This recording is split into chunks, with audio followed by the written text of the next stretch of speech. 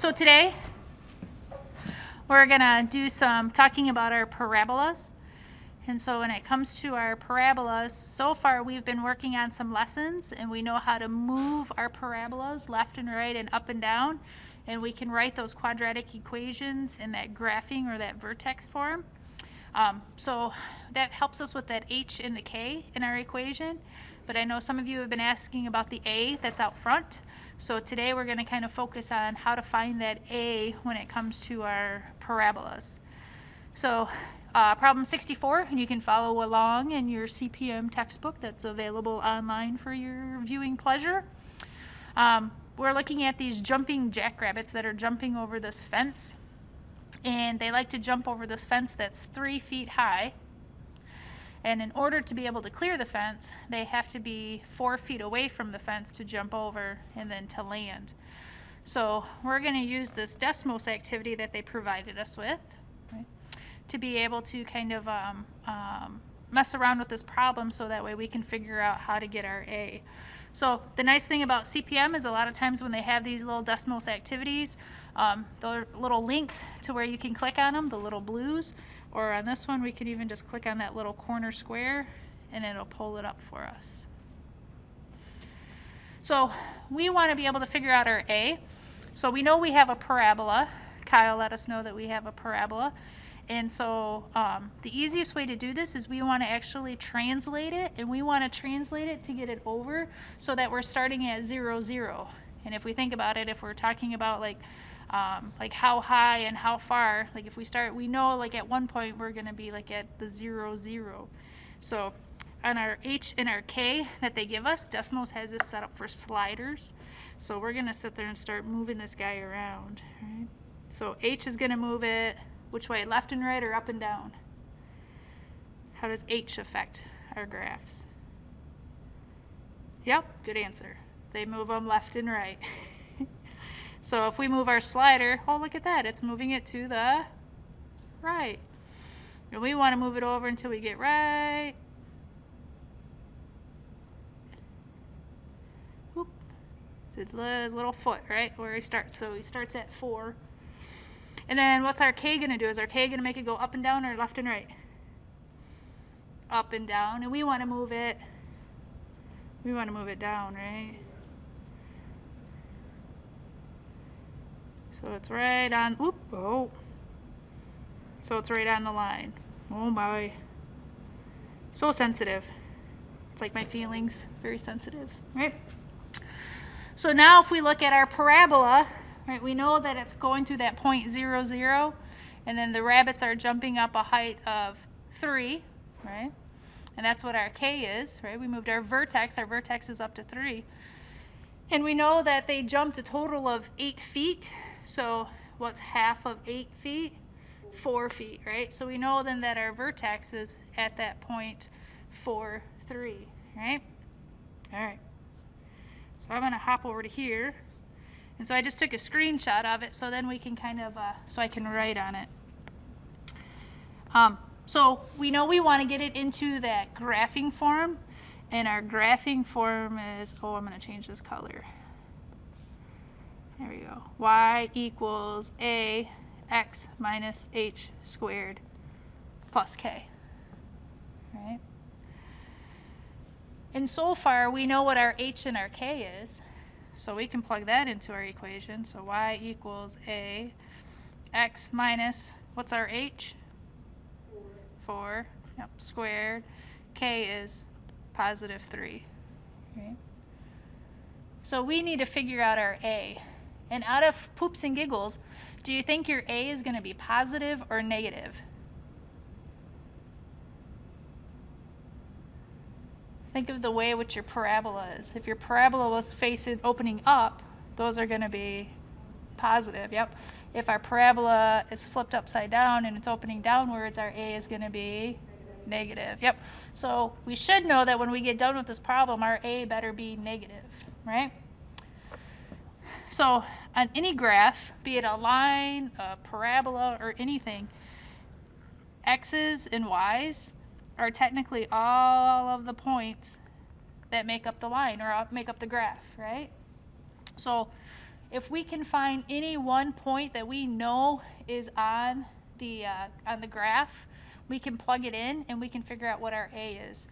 The only value you can't put in is HK, the vertex, because you already have the vertex in the equation. So that's the only point you can't pick out. So we got really smart when we were moving our graph, and we made sure that our graph started at that 0, 0, right? So I can put in 0 for x and y, right? Because I'm going to put in that point right there, right? Well, maybe we'll make it blue so it shows up, right? So that's the point 0, 0. So I'd have what? 0 equals, still don't know what A is. 0 minus 4 squared plus 3.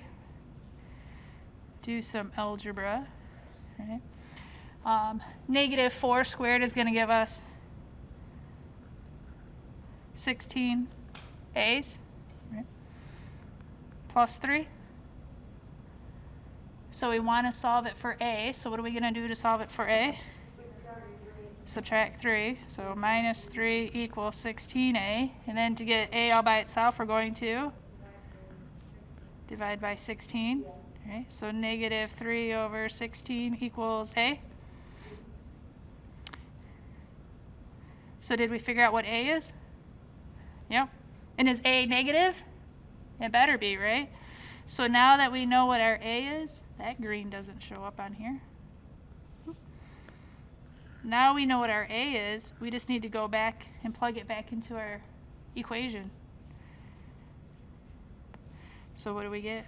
Y equals A is negative 3/16 x minus 4 squared plus 3. And now you have the fancy little graphing form of it.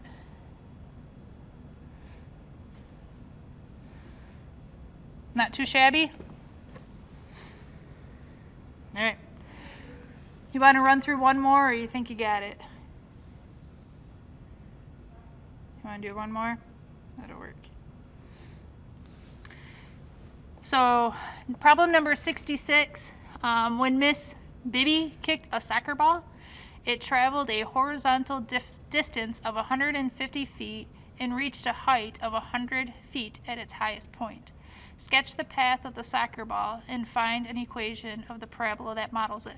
So when she kicked the ball, what did it do? It went up and then it came down, right? So we're just going to make a cheesy little graph, right? And we know that when it goes up, it's then got to come back down, right? So let's see if we can figure out some of these values.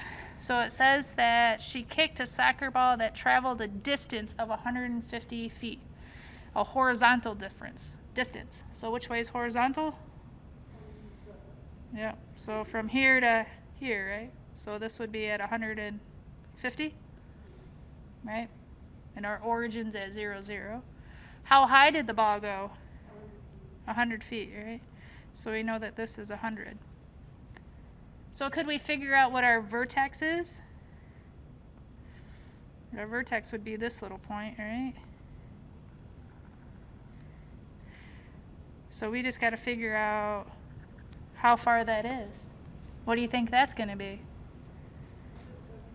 Yeah, it's going to be 75. Good job, yep. Because if the whole thing's 150, we know that our parabolas are symmetric, so it's got to be right dead in the middle, so it's going to be at 75.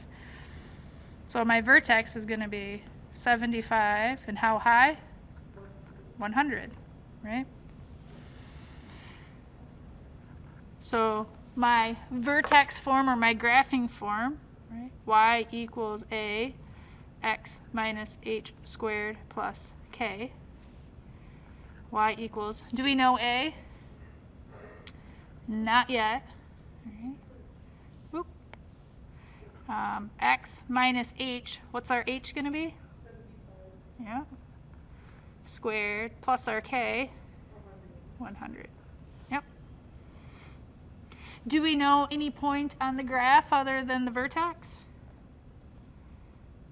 We know this guy, right?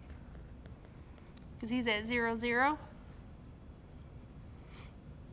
So we're going to plug in 0, 0. So y equals a. 0 minus 75 squared plus 100. So 0 equals a times negative 75 squared plus 100. Negative 75 squared is going to be a positive 5,625. A plus 100. Subtract 100. So negative 100 equals 5,625A. Yep. Good job, good job. Over 5,625 equals A. We probably could reduce that a little bit. What do you think you could reduce it by? Think 25 will go into both of those?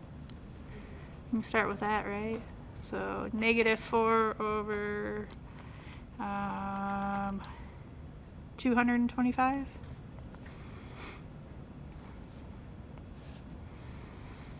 So now we can write our equation, right? So y equals, that's a really bad y. Y equals, what's our a? Negative 4 over 225. X minus 75 squared plus, yep, good job, right? And then you can always just double check yourself a little bit, right? Our a is negative. Should our a be negative? Yep.